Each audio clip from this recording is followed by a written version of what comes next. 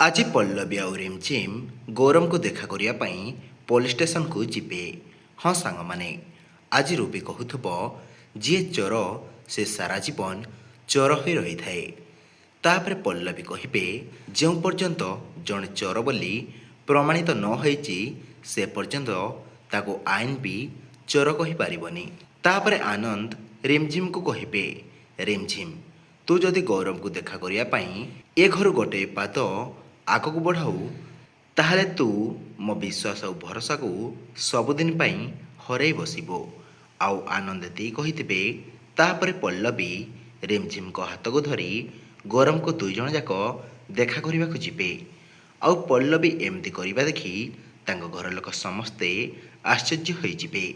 ତ ସାଙ୍ଗମାନେ, ପୁଣି ରୁବି ପଲ୍ଲବୀଙ୍କ ବିଷୟରେ ଏପଟ ସେପଟ କଥା କହି ଆନନ୍ଦଙ୍କ ଆଗରେ ପଲ୍ଲବୀଙ୍କୁ ବି ଖରାପ କରିଦେବେ କି?